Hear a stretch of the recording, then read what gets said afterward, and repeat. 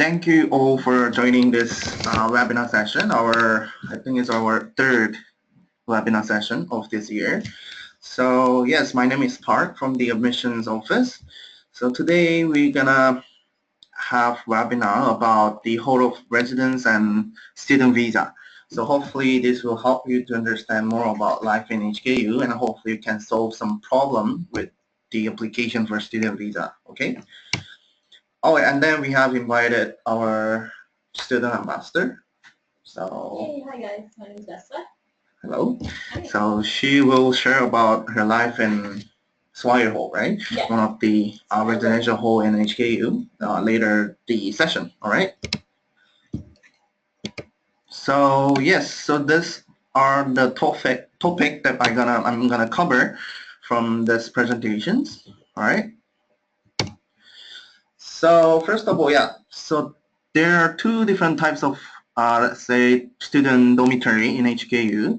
So 13 different traditional halls and 4 different residential college. So why do we? I mean, the reason we are calling traditional halls because they have like a some halls have really long history, like more than 100 years, or some halls have like slightly shorter history, but still. And then like yes, that's why we are calling this traditional halls. And there's 4 different residential college, which are, I can say it's a brand new dormitory, and it's more for students from outside of Hong Kong and some for postgraduate students. So they have a like shorter, like only like 2 to 3 years of history, but still, so that's why we just call it residential college. All right. So there are total 17 different student dormitory, I can say. And in the accommodation, so in room, the bed and mattress will be provided, and also desk and chair, closet, and air conditioner. So these are all included in all types of or all kind of dormitory in HKU. So you don't have to worry about buying a bed or mattress when you are here. And also for air conditioner, it's not free, but it will be provided with the really cheap price. I think $1, one Hong Kong dollar per hour, right? I don't know. It's 1.28. yes, it's really cheap. So we don't have to worry about the price, but still it's not free. Okay. And also for all accommodations again, pantry with like induction, like electronic um, like hot plate and microwave and fridge will be provided, but it's shared one. Also, there are lounging area like a study room for each dormitory, so you can always visit for your, I don't know, for lunch or dinner, or you can also visit like study room. If library is full and crowded, then you can always visit our dormitory study room. And also laundry, like a washer and dryer is provided for all students. I mean, it's shared again, and it's not free, but still, it's very cheap. I forgot how much is it? I think it's Like $4 $4 or $5, right? Yeah. Yes, so $4 or $5 for 30 minutes for washer and dryer. So again, it's very cheap compared to like outside of the campus. So yes, it will be provided for a student. All right, and for all accommodation. So for hall fee, it really depends on which hall you're gonna live. Some hall might exceed above like 20,000 Hong Kong dollar. Some might be only like 12,000 Hong Kong dollar approximately from last year. So for next year, it might be changed, but still it will be similar to this range. And for room type, some of you might interested in single room, some of you might interested in shared room, which might be double, mostly double room, and one hall, the university hall, it will be triple. So, but for single room, I can say that it's not available for everyone because the number of the single room is limited for each hall, and so if you just expect like a single room, you might not No. we can't guarantee the single room for everyone, yeah. And for others information, some whole includes the compulsory meal plan, so that will be included into your whole fee. So you, even if you don't like it, you have to get the compulsory meal plan. And also for total, the residential days of total 282 days throughout academic year. All right. So application. So after you receive conditional or firm offer, I think everyone have already received it. And also afterwards, you have to submit like a separate online application for accommodation to Cedars. I think I have mentioned it about last time. You can find if you didn't join, you can find out like past webinar from our website. So go and check. So you have to submit the online application. So even if you already received an offer, it doesn't mean that you will be automatically applied to the student hall. So you have to submit the separate application. Don't forget that. And they will send an email to you that about the arrangement after around mid-July to August. So please regularly check your active or registered email account. So for non-local student, which means student who need a student visa to study in Hong Kong, application will be start from May 10th, Wednesday, which will be like next week and onwards. So don't miss out the application day.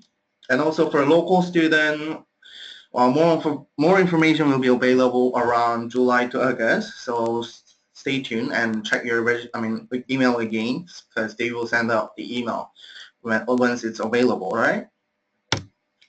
Oh, and then for some other information, so some of you might interested in arranging your own accommodation outside of campus. Not student hall. So then it might be really expensive. So Hong Kong, the rent fee is really expensive compared to other city or other country. So our student affair department, which is CEDARS, they provide like a budgetary scheme for a student. So the maximum reimbursement amount applicant will be 2,600 Hong Kong dollar per month and maximum 26,000 Hong Kong dollar per academic year. So if you're interested in arranging your own accommodation, please check on CEDARS and look for a budgetary scheme. And you can always apply it if you're a non-local student. So this scheme is not for local student, unfortunately. So if you're interested in, please go and check. So, all right. All right, and I think about about whole life and whole activities, I believe our student ambassador will tell you more about it later on. So I think I should move on to student visa. So for student visa, it's very important because it takes some time to apply it, and also you cannot study in Hong Kong if you don't have any student visa for international student. So I would say there's 3 different types of student visa, like overseas national, PRC national, and Taiwanese national, all right?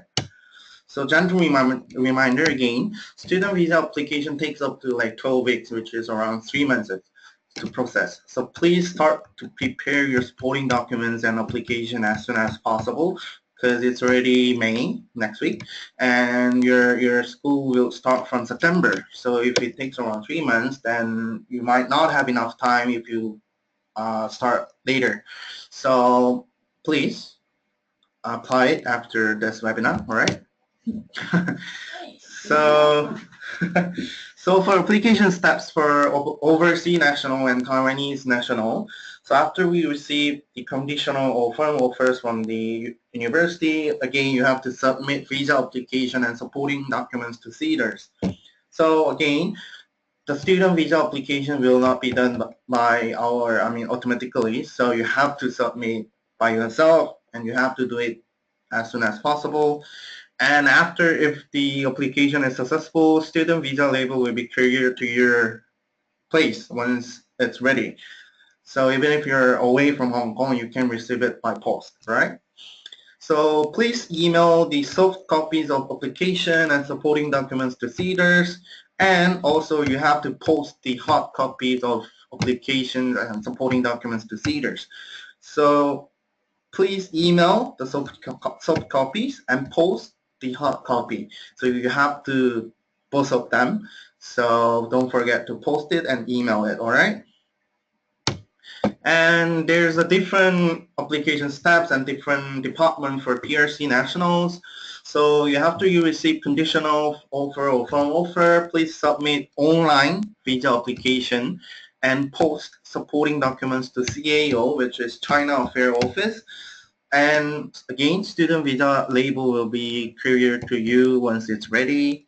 So please complete the online application and post hard copies of supporting documents to China Affairs Office, all right? So for overseas and Taiwanese national, you will have to apply student visa through CEDARS. And for PRC national, that means China, you have to apply your student visa through China Affairs Office, all right? So don't confuse between CEDARS and CAO, China Affairs Office, okay? And some list of supporting documents for overseas and Taiwanese nationals. So these are all the required supporting and application documents for you to apply to student visa. So as you can see, there's so many different types of supporting documents and application documents to you to prepare. So that's why it takes up to 12 weeks for, let's say, for financial and bank statement. You have to visit bank and ask for the financial statement, which might take you like a week in maximum. So that means you have to prepare it as soon as possible. And also, please download all the visa application form and visa sponsorship application form from the CEDARS website.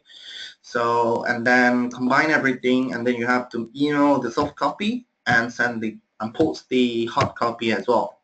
And also, additional documents are needed for some special cases. For example, if you're already in Hong Kong and you haven't apply for student visa, let's say some of you might be able to get into Hong Kong with the visitor visa, right?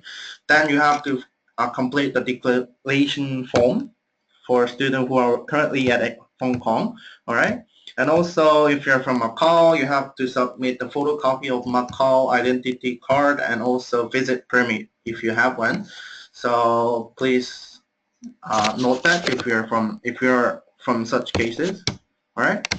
And also some additional documents for Taiwanese nationals, so additional to those documents, all right? So photocopy of your Taiwan ID card, statement of reason for studying at HKU, statement on plan after graduation, and also photocopy of household registration in Taiwan, and also the testimonials, all right? So these are only for Taiwanese students. So please note that if you're from Taiwan, and remember there's additional documents for you. And for PRC national, again, it's a little bit different, and you have to submit to China Affairs Office, not CEDARS. So there are some different documents are required. For example, like census record or letter of guardian nomination if you're under 18. So there are some different types of documents for PRC national, so please check it before you submit it. All right.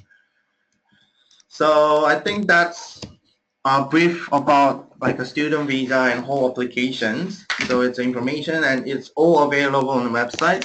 So even if you didn't take note and even if you missed some points, all the PDF documents and like a recorded video of this webinar will be uploaded to our website. So if you missed it or if you forget something about it, then please check our website and also go to the CEDARS or China Affairs Office to check it out all the requirement documents, okay?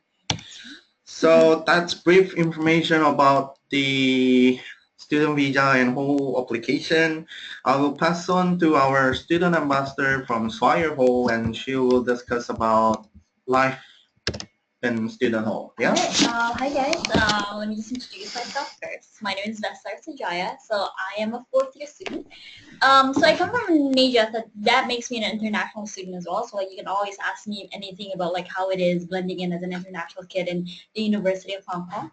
So I'm pursuing a Bachelor of Science and I'm doing a double major in molecular biology, biotechnology, and marketing. So that means I'm double majoring.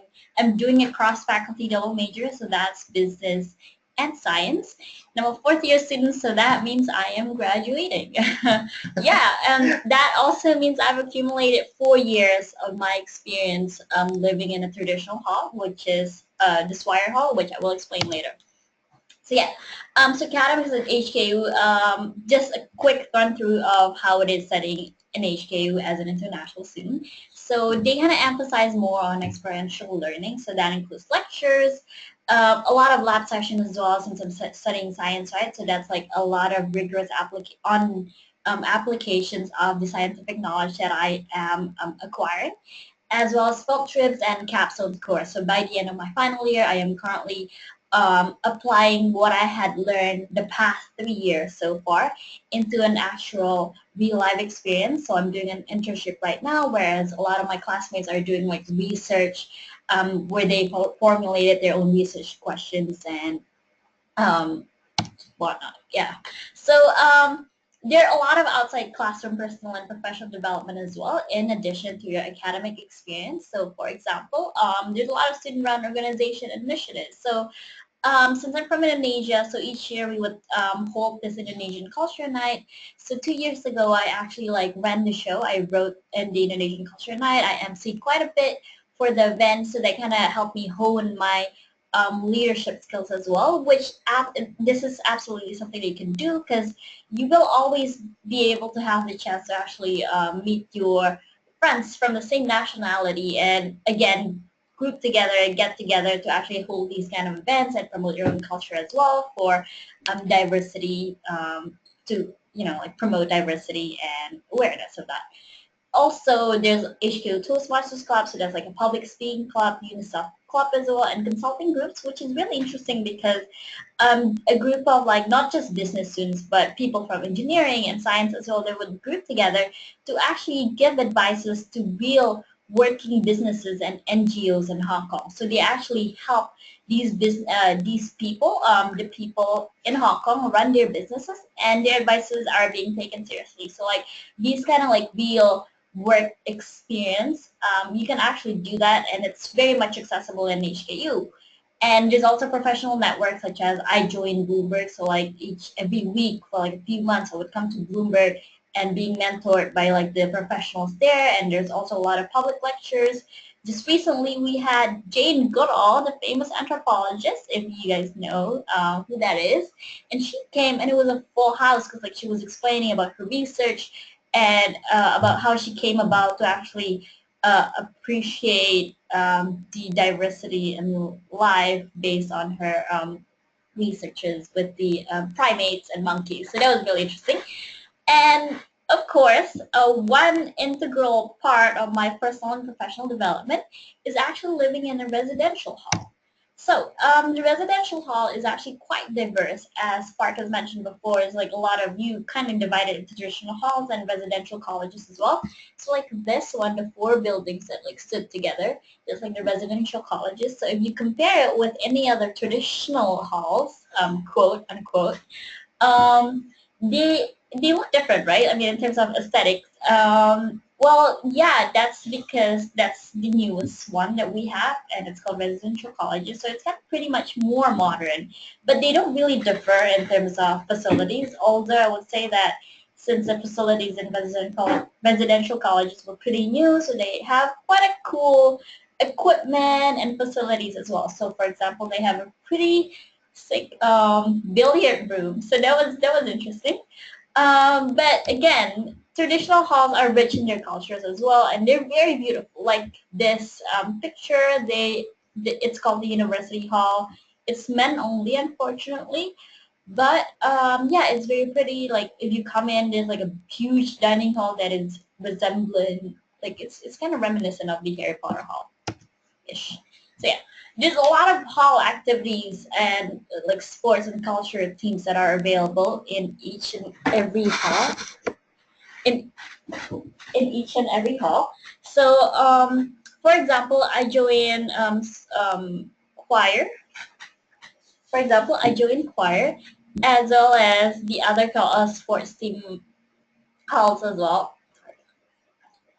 And there's actually a lot of activities that are available there as well. So for example, you kind of divide it into culture activities and sport activities. So culture being anything that's creative. So for example, you join the band clubs, or you join the Chinese music society. So like if you are able to play guzheng or any other types of Chinese musical instruments, then you are obviously freely to do so. Drama, and the sports team are they really take sports team seriously in each and every hall, because they would have each competition every year.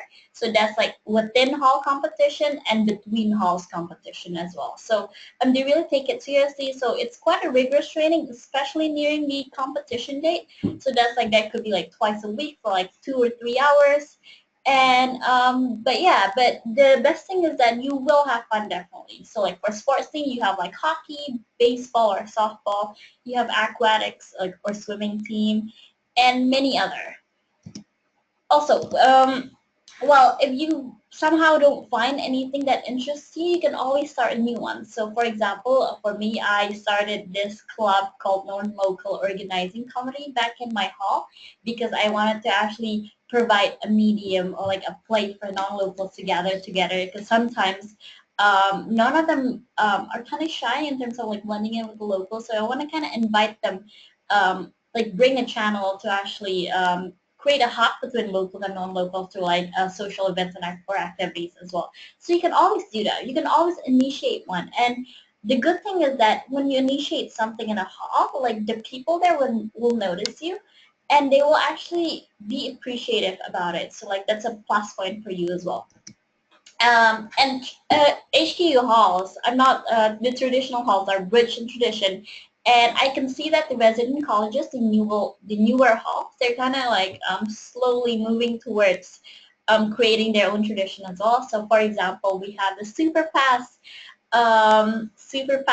dinner tradition. So that's like involves chopping these like roasted pig. It looks super scary, but yeah, you can actually like chop it, and it kind of signifies good luck and getting a GPA of over 3 and above for your final exams. So, and you can always write Pai Chun as well, which is like the Chinese calligraphy in here. Don't worry if you can't write Chinese, because you can always ask any of the locals to teach you how, and it's a fun bonding activity, I would say. Yeah, and yeah, you can take pictures as well. Also, we have high table dinners. So for each and every hall, like I'm not, there's no exception, I think, right? No exception. For at least like once a month, we would have this thing called high table dinner. So it's like a Harry Potter dinner. You can see like we're wearing like a big green gown. So that is very HQ. That's like the HQ's official gown.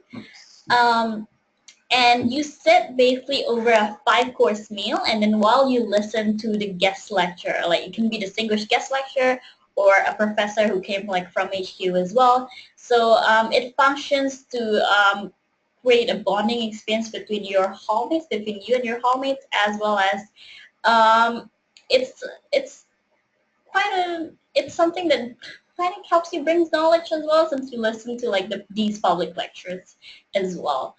And helps you connect with the wardens and tutors, which are the people that are there and stationed in each and every hall to help you strategize or plan your 4 years academic and non-academic experience in HKU. So you should always talk to them. So yeah, so these are my tips for you to survive as a non-local in the hall, because I wanted to be completely honest with you, not HQ, not a lot of international students are guaranteed to stay in halls the next year, so you should always contribute. So that means taking part in 1 or 2 cultures or sports activities as well. So that can be like drama or choir, or like if you like basketball, go join basketball. But yeah, you should always take part, because that kind of contributes to the considerations for the office, whether they would admit you for the next year or not. And attend the high table dinners. Well, you paid for it anyway, so might as well attend. And it's quite a good experience. Like you dress up all fancy. You can always take pictures with your friends and listen to the lectures, because sometimes they're very interesting as well. and join their social functions. So for example, they would hold super pass events, join them, because like it's really important for you to know your hallmates, which I will explain later. And obviously talk to your warden and tutor, present yourself, introduce yourself in front of them, because it's really important for them to know you. And again, you can always benefit from that interaction with your warden and tutor, because they're far more experienced about HKU or what's happening in HKU right now, so you can always talk to them and ask them for advice as well, because they are actually there to help you. And lastly, it's very important to know your housemates or your roommates. So it's really important for you to know your housemates and your floor mates.